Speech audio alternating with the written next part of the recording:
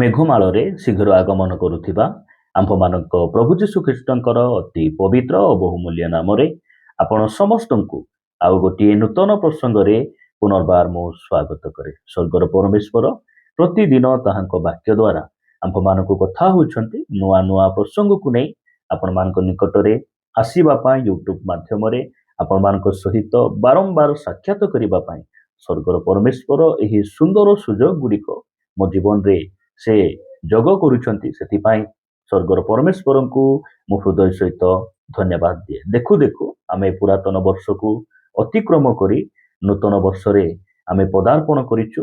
ଏହା ଆମ୍ଭମାନଙ୍କର ବୁଦ୍ଧି ଜ୍ଞାନ ଏବଂ ଆମ୍ଭମାନଙ୍କ ପରିଶ୍ରମ ଧାର୍ମିକତା ନୁହେଁ, ଏହା କେବଳ ପରମେଶ୍ୱରଙ୍କ ଅନୁଗ୍ରହ ଆଉ ତାହାଙ୍କ ଦୟା କି ପରମେଶ୍ୱର ଆମ୍ଭମାନଙ୍କୁ ଅନୁଗ୍ରହ କରି ଏହି ନୂତନ ବର୍ଷ ଆମମାନଙ୍କ ଜୀବନରେ ସେ ଯୋଗ କରିଛନ୍ତି। ସେଥିପାଇଁ ମୁଁ ପ୍ରଭୁଙ୍କର ଗୌରବ କରେ। ପ୍ରିୟ ପ୍ରଭୁଙ୍କ ଲୋକମାନେ, ଏହିପରି ମୁହୂର୍ତ୍ତରେ ମୁଁ ପ୍ରଭୁଙ୍କ ବାକ୍ୟରୁ ଆଉ ଗୋଟିଏ ନୂଆ ପ୍ରସଙ୍ଗଟି ଅଳ୍ପ ସମୟ ରଖିବା ପାଇଁ ଚାହେଁ।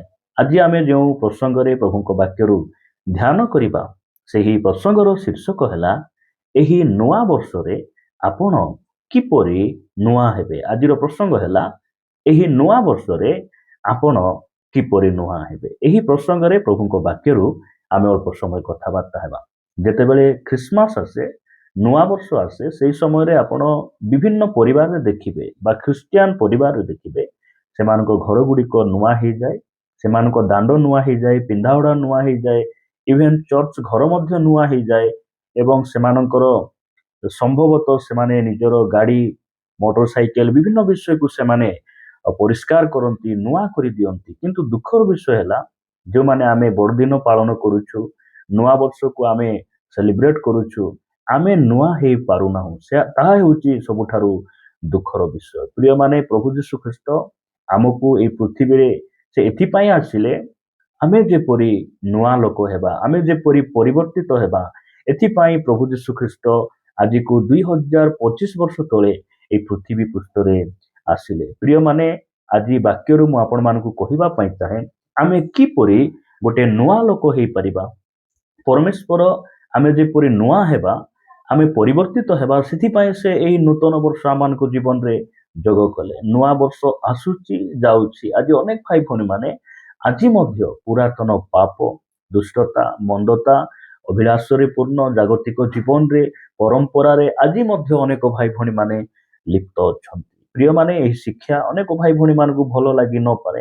ଆପଣମାନଙ୍କୁ ମୁଁ ଭଲ ଲାଗୁ, ଆପଣମାନେ ଆମକୁ ପସନ୍ଦ କରନ୍ତୁ, ଆପଣମାନେ ଆମ ନିକଟରେ ଆକର୍ଷିତ ହୁଅନ୍ତୁ, ଏହିସବୁ ମନୋଭାବରେ ମୁଁ ଏହି ଶିକ୍ଷା ଗୁଡ଼ିକ ରେକର୍ଡିଂ କରୁନାହିଁ। ଯେପରି ଆମ ଖ୍ରୀଷ୍ଟିଆନ ସମାଜର ଭାଇ ଭଉଣୀମାନେ, ଯେଉଁମାନେ ଆଜି ମଧ୍ୟ ଖ୍ରୀଷ୍ଟିଆନ ହେବା ସତ୍ତ୍ୱେ, ମଣ୍ଡଳୀରେ ରହିବା ସତ୍ତ୍ୱେ, ବାକ୍ୟ ଶୁଣିବା ସତ୍ତ୍ୱେ ମଧ୍ୟ ସେମାନେ ପାପ ଛାଡ଼ି ପାରିନାହାନ୍ତି ଏବଂ ଖ୍ରୀଷ୍ଟିଆନ ଜୀବନର ପ୍ରକୃତ ଉଦ୍ଦେଶ୍ୟକୁ ଜାଣିପାରିନାହାନ୍ତି, ବାକ୍ୟର ସତ୍ୟତାକୁ ବୁଝିପାରିନାହାନ୍ତି।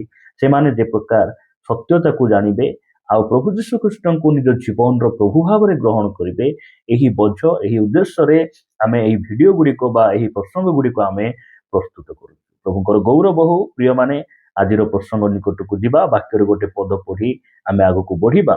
ଆଗକୁ ବଢ଼ିବା ପୂର୍ବରୁ ଆପଣଙ୍କୁ ମୁଁ କହିବା ପାଇଁ ଚାହେଁ ଯେ ଆପଣ ଯେତେ ଚେଷ୍ଟା କଲେ ମଧ୍ୟ ଆପଣ ଗୋଟେ ନୂଆ ଲୋକ ହେଇପାରିବେ ନାହିଁ। ଆପଣ ଯେତେ ଚେଷ୍ଟା କଲେ ମଧ୍ୟ ଆପଣ ପବିତ୍ର ହେଇପାରିବେ ନାହିଁ। କାହିଁକି ମୁଁ ଏହି କଥା କହୁଛି? ଆମ ଜୀବନ ଆମେ ବଦଳାଇ ପାରିବା ନାହିଁ।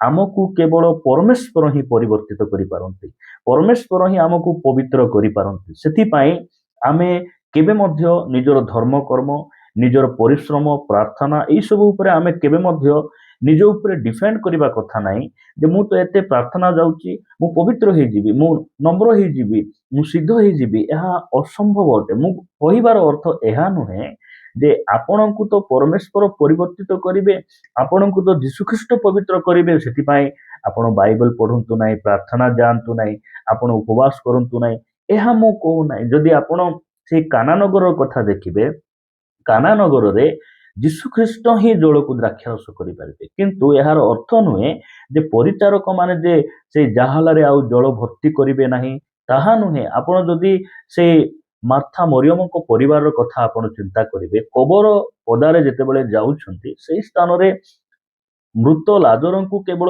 ଯୀଶୁ ହିଁ ଜୀବନ ଦେଇପାରିବେ।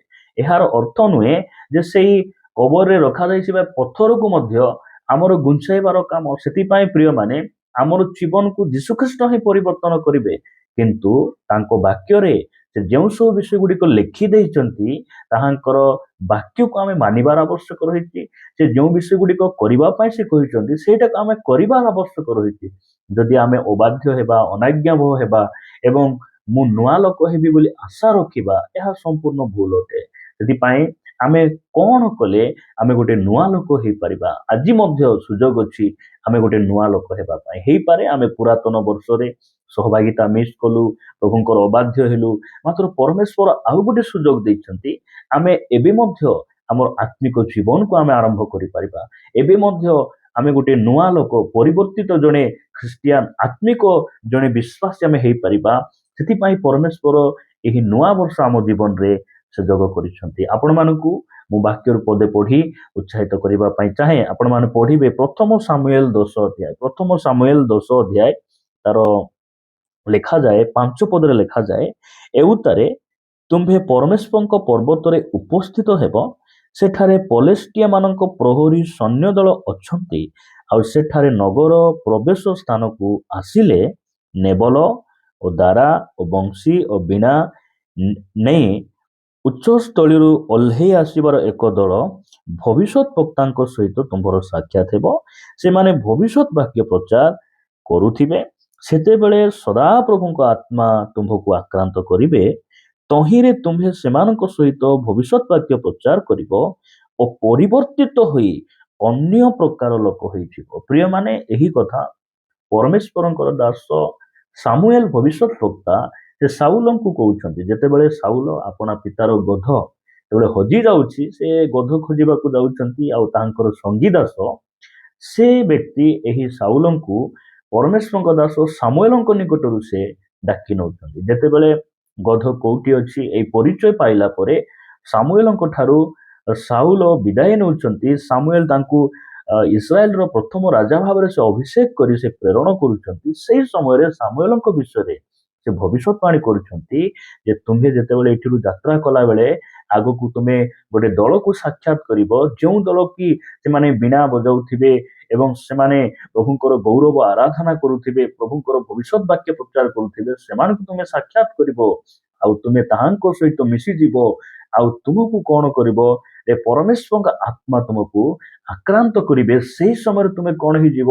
ପରିବର୍ତ୍ତିତ ହେଇଯିବ, ଗୋଟେ ନୂଆ ଲୋକ ହେଇଯିବ। ପ୍ରିୟମାନେ, ମୁଁ କହିବା ପାଇଁ ଚାହେଁ, ଆପଣ ଏହି ନୂଆ ବର୍ଷରେ ଯଦି ଆପଣ ନୂଆ ଲୋକ ହେବାର ଅଛି, ପରିବର୍ତ୍ତିତ ହେବାର ଅଛି, ତାହେଲେ ଆପଣ ଗୋଟେ ଠିକ ସହଭାଗିତା ରଖନ୍ତୁ।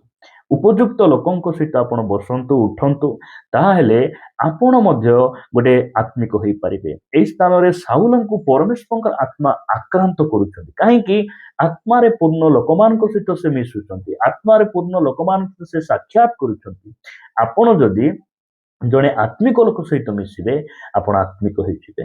ଯଦି ଆପଣ ଅଳସୁଆ ଲୋକ ସହିତ ମିଶିବେ, ଆପଣ ଅଳସୁଆ ହେଇଯିବେ। ସେଥିପାଇଁ ଆପଣ ଏହି ନୂଆ ବର୍ଷରେ ଯଦି ନୂଆ ହେବାର ଅଛି, ପରିବର୍ତ୍ତନ ଆଡକୁ ଯିବାର ଅଛି, ପାପରୁ ବାହାରି ଆସିବାର ଅଛି, ସେହି ପ୍ରକାର ଜଣେ ଭାଇ, ଜଣେ ଭଉଣୀ ସହିତ ଆପଣ ବସନ୍ତୁ, ଉଠନ୍ତୁ, ଯଦ୍ୱାରା କି ଆପଣ ପରିବର୍ତ୍ତିତ ଜୀବନ ବିତାଇ ପାରିବେ। ମୁଁ ଆପଣମାନଙ୍କୁ ନୂତନ ନିୟମକୁ ନେବା ପାଇଁ ଚାହେଁ। ନୂତନ ନିୟମ ଆପଣ ପଢିବେ 2 କରିନ୍ଥୀୟ 5 ଅଧ୍ୟାୟ ତାର 17 ପଦ। ଏହା ଆମମାନଙ୍କର ଖ୍ରୀଷ୍ଟିଆନ ସମାଜର ଅତି ସୁପରିଚିତ ବାକ୍ୟ। ଲେଖାଯାଏ 2 କରିନ୍ଥୀୟ 5 ଅଧ୍ୟାୟ 17 ପଦରେ, ଏଣୁ ଯଦି କେହି ଖ୍ରୀଷ୍ଟଙ୍କ ଠାରେ ଅଛି, ତେବେ ସେ ନୂତନ ସୃଷ୍ଟି ହୋଇଅଛି, ପୁରାତନ ବିଷୟ ସବୁ ଲୋପ ପାଇଅଛି, ଦେଖ ନୂତନ ବିଷୟ ସବୁ ହୋଇଅଛି। ପ୍ରଭୁଙ୍କର ଗୌରବ ହଉ। ପ୍ରିୟମାନେ, ଆପଣ ଖ୍ରୀଷ୍ଟଙ୍କ ସହିତ ରୁହନ୍ତୁ, ତାହେଲେ ଆପଣ କଣ ହେବେ?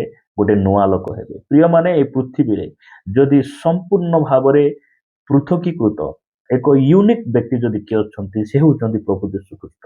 ଏହି ପୃଥିବୀର କାହାକୁ ମଧ୍ୟ ଯୀଶୁଙ୍କ ସମାନ ଆପଣ ଦେଖିପାରିବେ ନାହିଁ। ସେ ସିଦ୍ଧ, ପବିତ୍ର, ପ୍ରତିଟି ପରିସ୍ଥିତିରେ ସେ କଣ କରିଛନ୍ତି? ସମସ୍ତ ମହାପୁରୁଷ, ପଣ୍ଡିତ, ଧନୀ, ଜ୍ଞାନୀ ମାନଙ୍କ ଠାରୁ ସେ ପୃଥକୀକୃତ ସେ ତାଙ୍କର ଜୀବନୀ। ସେଥିପାଇଁ ଆପଣ ଖ୍ରୀଷ୍ଟଙ୍କ ସହିତ ରୁହନ୍ତୁ। ଆପଣ କେବଳ ମଣ୍ଡଳୀରେ ରହିଲେ ହେବ ନାହିଁ, ଆପଣ କ୍ୱାର ଟିମରେ ରହିଲେ ହେବ ନାହିଁ, ଆପଣ ବକ୍ତା ଭାବରେ ରହିଲେ ହେବ ନାହିଁ, କେବଳ ଆପଣ ଖ୍ରୀଷ୍ଟିଆନ ସମାଜରେ ଆପଣଙ୍କ ନାମ ଥିଲେ ହେବ ନାହିଁ। ଆପଣଙ୍କୁ ଖ୍ରୀଷ୍ଟଙ୍କ ଠାରେ ରହିବାର ଅଛି। ଖ୍ରୀଷ୍ଟଙ୍କ ଠାରେ ଥିବାର ଅର୍ଥ କଣ? ଖ୍ରୀଷ୍ଟଙ୍କୁ ନିଜର ପ୍ରଭୁ ଭାବରେ ଗ୍ରହଣ କରି ତାଙ୍କୁ ଭୟ କରିବା, ତାଙ୍କ ଇଚ୍ଛା ଅନୁସାରେ ବଞ୍ଚିବାଟା ହେଉଛି ତାଙ୍କ ସହିତ ରହିବାଟା। ପ୍ରିୟମାନେ, ଯେତେବେଳେ ଆପଣ ଯୀଶୁ ଖ୍ରୀଷ୍ଟଙ୍କୁ ନିଜର ପ୍ରଭୁ ଭାବରେ ଗ୍ରହଣ କରିବେ, ତାହାଙ୍କ ଆଜ୍ଞା ଅନୁସାରେ ପ୍ରତିଟି କାର୍ଯ୍ୟ କରିବା ପାଇଁ ନିଜକୁ ସମର୍ପଣ କରିବେ, ସେହି ସମୟରେ ଆପଣ ଗୋଟେ ନୂଆ ହେଇଯିବେ, ଆପଣଙ୍କ ଜୀବନରେ ଗୋଟେ ପରିବର୍ତ୍ତନ ଆସିବ। ଏଠି ଲେଖାଯାଉଛି, ଯେଉଁମାନେ ଖ୍ରୀଷ୍ଟଙ୍କ ଠାରେ ଅଛନ୍ତି ସେମାନେ ନୂତନ ସୃଷ୍ଟି ହୋଇଛନ୍ତି, ପୁରାତନ ବିଷୟ ସବୁ ଲୋପ ପାଇଛି। ପୁରାତନ ବିଷୟ କ'ଣ?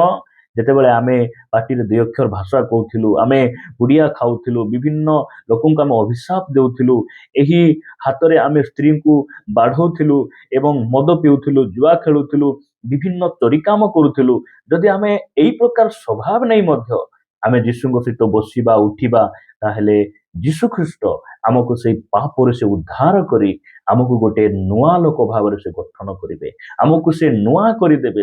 ପ୍ରିୟମାନେ, ମୁଁ ଆପଣଙ୍କୁ ଶେଷରେ ମୁଁ 4 କଥା କହିବା ପାଇଁ ଚାହେଁ। ଆପଣ ପ୍ରତିଦିନ ପରମେଶ୍ୱରଙ୍କ ବାକ୍ୟ ପଢିବାର ଆବଶ୍ୟକ ରହିଛି, ପ୍ରାର୍ଥନା କରିବା ଆବଶ୍ୟକ ରହିଛି ଦ୍ୱିତୀୟରେ। ତୃତୀୟରେ, ଆପଣଙ୍କର ମଝିରେ ମଝିରେ ଆପଣଙ୍କ ସୁବିଧା, ଅର୍ଥାତ୍ ଅନେକଙ୍କର ଦେହ ଭଲ ନଥାଏ, ଅନେକ ମେଡିସିନ ଖାଆନ୍ତି, କାହାର ତ ଉପବାସ କରିବାରେ ସକ୍ଷମ ନଥାଏ, ସେଥିପାଇଁ ଆପଣ ଚେଷ୍ଟା କରିବେ, ପ୍ରଭୁଙ୍କ ଠାରୁ ସାହାଯ୍ୟ ମାଗିବେ, ପ୍ରାର୍ଥନା କରିବେ, ଆପଣ ଉପବାସ କରିବେ। ଚତୁର୍ଥରେ, ମଣ୍ଡଳୀ ସହଭାଗିତାରେ ଆପଣ ଲାଗି ରହିବେ, ତାହେଲେ ଆପଣ କ'ଣ ହେବେ?